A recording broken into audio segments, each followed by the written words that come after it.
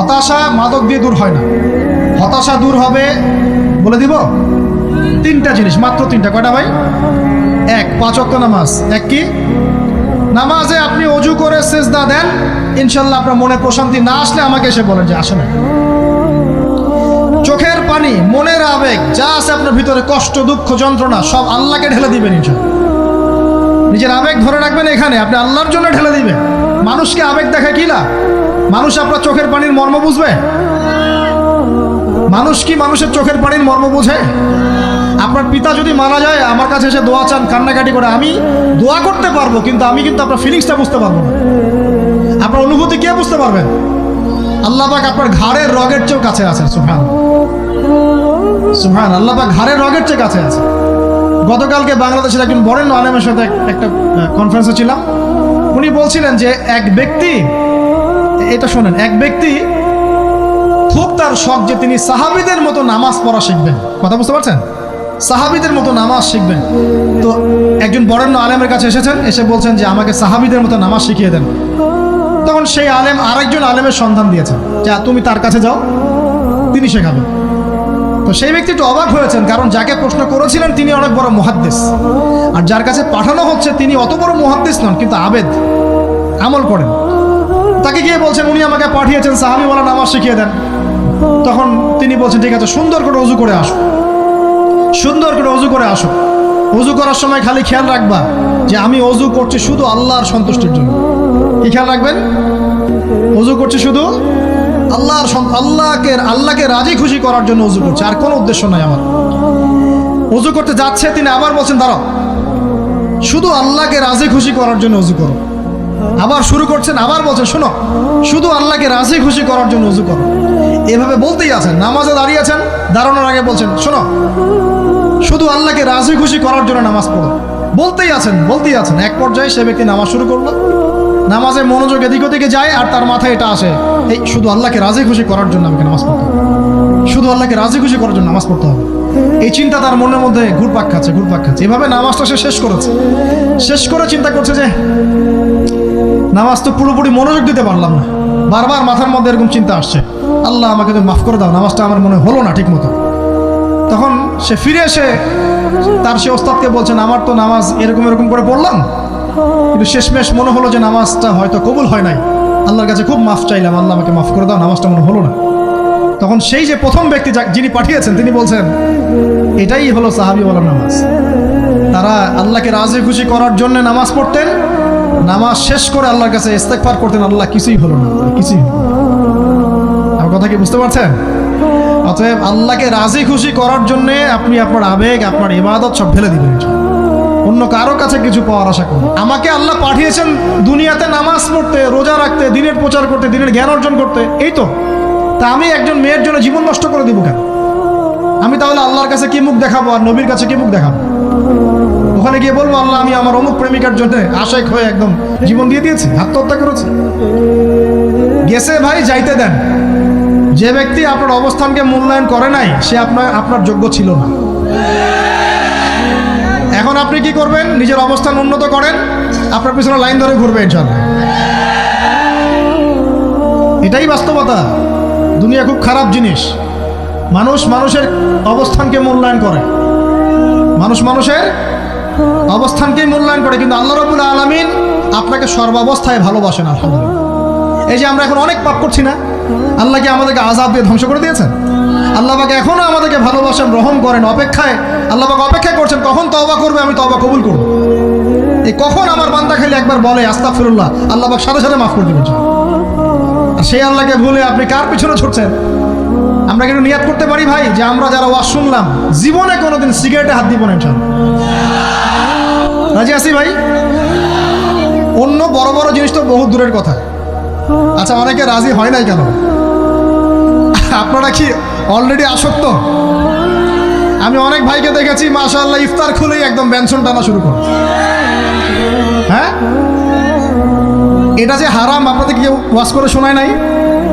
এটাকে কি মনে করেন আপনারা, হারাম না হালাল? কেউ বলেছে মাকরু, নাকি মাকরু ফতোয়া দিয়েছে? মাকরু শব্দের অর্থ জানেন আপনি? মাকরু শব্দের অর্থ কি শোনেন। সূরা বনী ইসরাঈল খুলবেন। কোন সূরা? সূরা বনী ইসরাঈল আল্লাহ পাক বলছেন আমি বনু ইসরাইলকে এই কাজগুলো করতে নিষেধ করেছেন। কোন কোন কাজ? জেনা করো না, জেনার ধার কাছে যেও না, এতিমের মাল আত্মসাৎ করো না, শিরিক করো না ইত্যাদি। যারা আলেম আছেন তারা আমার কথা বুঝবেন।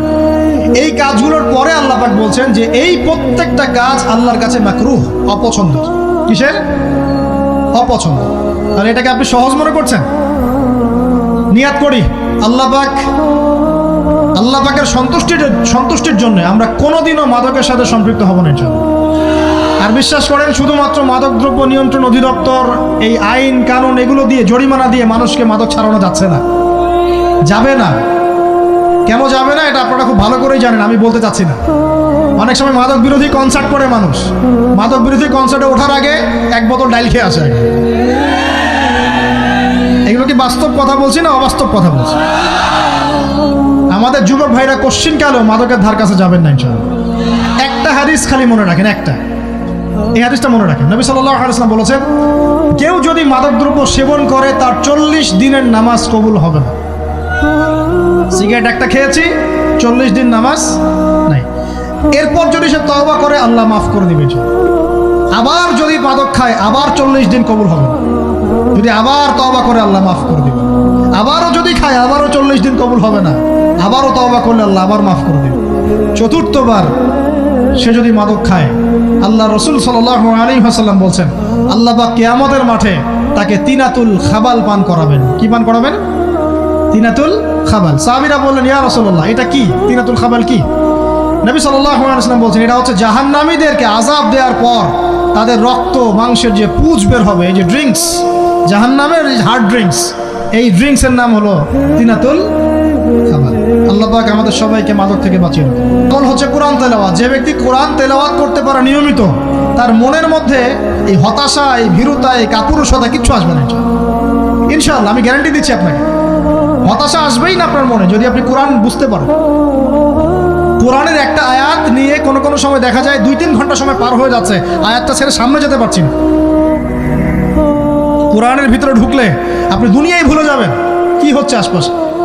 আমি এমন অনেক আলেমকে দেখেছি যে একটা বই, পাতলা একটা বই, আরবি বই নিয়ে পড়া শুরু করেছেন, যে ফজরের পরে জোহরের ওয়াক্ত হয়ে যাচ্ছে, বইটাই শেষ করতে পারেননি। বুঝতে পারবেন যখন আপনি ইলমের ভিতরে ঢুকে যাবেন, কোরআনের ভিতরে হাদিসের ভিতরে, আপনার দুনিয়ার খেয়ালই নাই। একজন আলেম তিনি এক রাত্রে একটা বই লিখেছিলেন, চটি বই, এক রাত্রের মধ্যে। বলা হচ্ছে তার সম্পর্কে বলা হচ্ছে যে রাতের খাবার তাকে দেয়া হয়েছে যে আপনি এটা খেয়ে নেন। তো সে খাবারটা পাশেই আছে, খাবারটা খাবো, এটা লিখে খাবারটা খাবো, এরকম তার চিন্তা ছিল। ফজর হয়ে গেছে, বই লেখাও শেষ, খাবার এই অবস্থায় পড়ে আছে, ডুবে গেছেন ভিতরে, খাওয়ার মাথায় খেয়াল নেই। এরকম হয়। একজন মনীষী, বিখ্যাত মনীষী, রিয়াদুস সালেহিন কিতাবের রাইটার, সংকলক আল্লামা নববী রাহিমাহুল্লাহ, এরকম সারা রাত চলে গেছে, পাশে 2টা খেজুর, ওই 2টা খেজুর খাওয়ারই সময় পান। হাদিস নিয়ে গবেষণা করতে রাত পার হয়ে গেছে। আমি বলতে চাচ্ছি যখন ইলমের ভিতরে, কোরআন হাদিসের ভিতরে ঢুকে যাবেন, আপনার দুনিয়ার খেয়াল আপনার চলে যাবেন সব। এই টেনশন, হতাশা, এই সেই বাদ। তখনই আল্লাহ পাক আপনাকে তার পক্ষ থেকে রহমত দিবেন, বরকত দিবেন, আল্লাহ আপনার দুনিয়ার কাজগুলো করে দিবেন ইনশাআল্লাহ। তখন দেখবেন কেউ আপনার দুনিয়ার ওই কাজটা করে দিয়েছে, কেউ ওই কাজটা করে দিয়েছে, কেউ বাসায় খাবার পাঠিয়ে দিয়েছে, আল্লাহ পাকই এগুলো করাই দিবেন ইনশাআল্লাহ। তো প্রিয় ভাইরা, মাদকে যাবো না আল্লাহর কাছে আসবো? 2 নাম্বার কোরআন তেলাওয়াত, 3 নাম্বার আল্লাহর জিকির। 3 নাম্বার কি ভাই? আল্লাহর জিকির। চলতে ফিরতে সব সময় মুখ চলতে থাকবে, মুখ না চললেও মনে মনে মন তাজা থাকবে, মনে মনে জিকির হতে থাকবে। মনে মনে জিকির করতে পারেন? মুখ নড়বে না, কিন্তু মনে মনে আপনার একটা জিকির হতে থাকবে। সুবহানাল্লাহ, আলহামদুলিল্লাহ, লা ইলাহা ইল্লাল্লাহ, আল্লাহু আকবার। করা যাবে?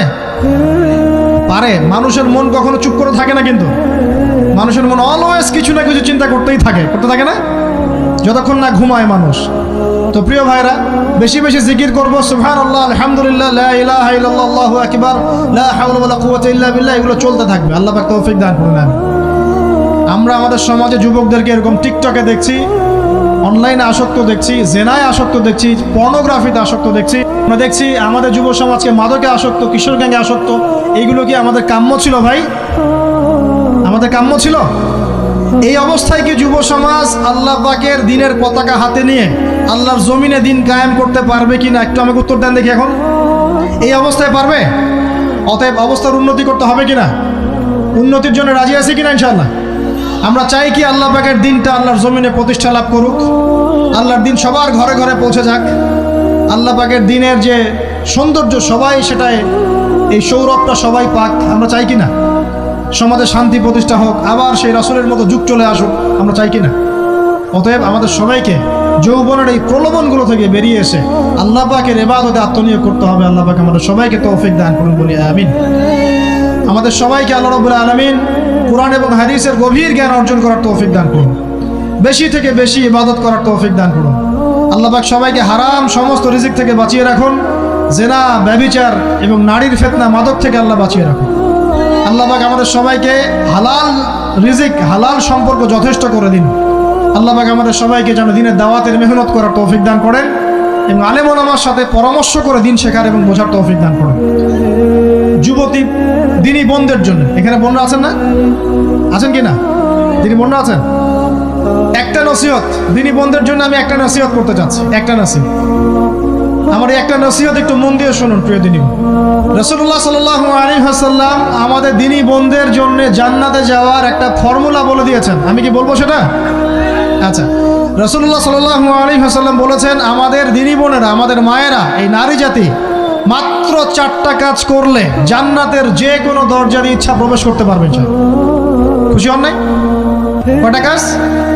মাত্র 4টা। এক, যদি আমাদের দিনী বোনেরা 5 ওয়াক্ত নামাজটা ওয়াক্ত মতো পড়ে, আল্লাহ পাক তৌফিক দান করুন, বলি আমিন। 2 নাম্বার, যদি তারা রমাদান মাসের রোজাটাকে ঠিক মতো আদায় করতে পারে।